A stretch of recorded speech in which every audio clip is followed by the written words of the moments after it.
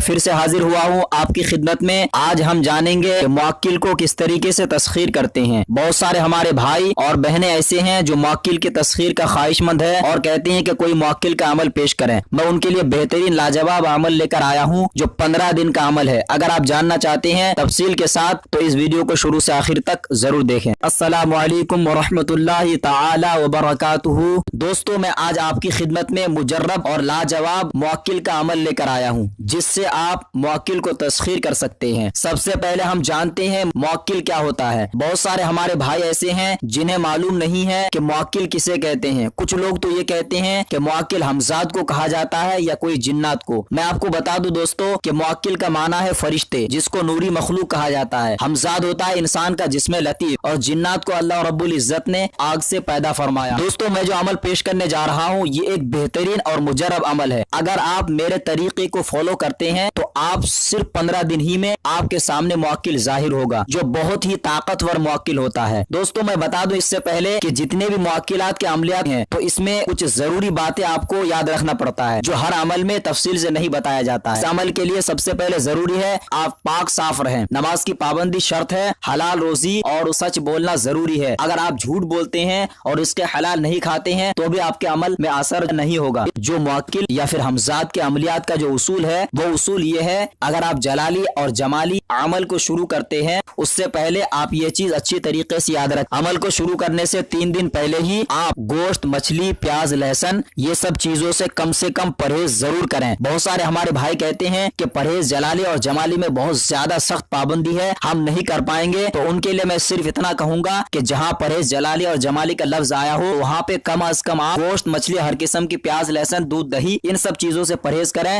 سبزی کا استعمال کر سکتے ہیں۔ طریقہ یہ ہے کہ نوچندی جمعرات کو آپ کا روزہ رہے گا۔ جب آپ نے روزہ رکھ لیا تو اسی دن نوچندی جمعرات کی صبح کو یعنی فجر کی نماز پڑھنے کے بعد وہیں بیٹھ کر 1000 مرتبہ سورہ اخلاص یعنی قل هو اللہ احد اللہ الصمد پوری سورت بسم اللہ کے ساتھ آگے اور پیچھے 11 مرتبہ درود ابراہیم پڑھنا ہے۔ اس کے بعد جب آپ نے صبح پڑھ لیا پھر اسی طریقے سے ہر فرض نماز کے بعد یعنی اگر آپ نے فجر کی نماز پڑھ لیا 1000 مرتبہ آپ کا ہو گیا، ظہر کی نماز جب آپ پڑھ لیں مکمل ہو جائے تو آپ اسی جگہ بیٹھ کر 300 مرتبہ سورہ اخلاص پڑھیں۔ پھر اسی طریقے سے عصر کی نماز کے بعد، مغرب کی نماز کے بعد، عشاء کی نماز کے بعد یعنی 4 وقتوں کی نماز میں ہر فرض نماز کے بعد آپ کو 300 مرتبہ پڑھنا ہے، اور فجر کی نماز کے بعد 1000 مرتبہ پڑھا جائے گا۔ عمل کا طریقہ یہ ہے کہ آدھی رات کو 2 رکعت نماز نفل اس طریقے سے پڑھیں کہ آپ نیت یہ کریں کہ میں اس عمل کے لیے 2 رکعت نفل پڑھتا ہوں، اللہ رب العزت مجھے اس عمل میں کامیاب فرما اور موکل کو ظاہر فرما۔ آپ 2 رکعت نماز اس طریقے سے نفل نیت باندھ کر الحمد شریف پڑھنے کے بعد آپ قل هو اللہ شریف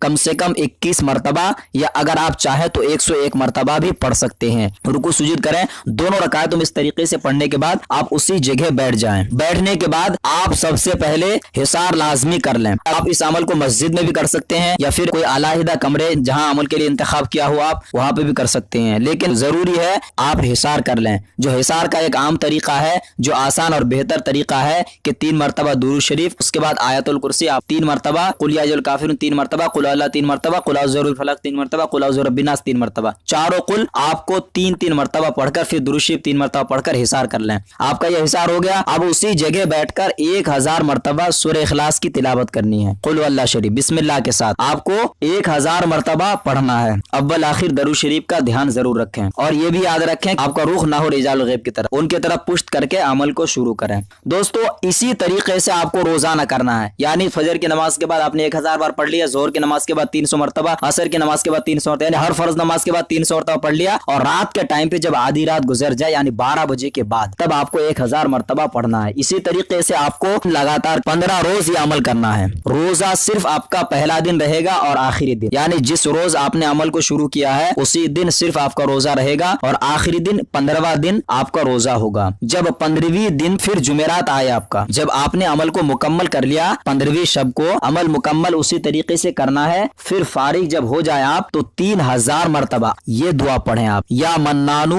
अंतल्लज़ी वसिअ कुल्ल शय्इन व रहमतन व इल्मा। 3000 मरतबा पढ़ने के बाद फिर 1000 मरतबा ये दुआ पढ़ें, अल्लाहुम्मा इन्नी अस्अलुका अन तुसख्खिर ली बिहक्की हादिहि सूरति शरीफती बिहक्की मन क़ाला ला इलाहा इल्लल्लाहु मुहम्मदुर रसूलुल्लाह। इसको आप 1000 मरतबा पढ़ना है। जब आप इसको मुकम्मल करेंगे तो अमल खत्म होते ही दीवार फटेगी जहां आप बैठे हैं। एक बात अच्छी तरीके से याद रखें, उन हजरात से मैं छोटा सा गुजारिश करता हूं कि जो हजरात डरते हैं तो उनके लिए अमल नहीं है, क्योंकि अगर डर जाता है कोई आमिल तो उससे बहुत बड़ा खतरा रहता है, रुजात होने का बहुत ज्यादा चांस रहता है। इसीलिए आप इस चीज को समझ लें अगर आपकी हिम्मत है। और दूसरी चीज, कोई भी मुअक्किल हो या कोई भी हमजाद हो या कोई भी अरवाह हो, आपको नुकसान नहीं पहुंचा सकता है। वो एक तरीके से ख्वाब की तरह होता है जो आपके हिसार के बाहर नजर आता है, आपके हिसार के अंदर नहीं आ सकता है। तो दीवार फटने के बाद 3 मुअक्किल जाहिर होंगे, 3 मुअक्किल आपके सामने हाजिर होंगे और आमिल की खिदमत में सलाम पेश करेंगे। उनमें से एक बोलेगा, ए अब्द सालेह, मेरा नाम अब्दुल वाहिद है और मैं तेरे हुक्म पर हाजिर हुआ हूँ, तेरे हर हुक्म की तामील करूंगा। दूसरा मुअक्किल कहेगा, मैं अब्दुल समद हूँ और रिज़्क़ हलाल में तेरी मदद करूंगा। तीसरा मुअक्किल कहेगा, मैं अब्दुल अहद हूँ,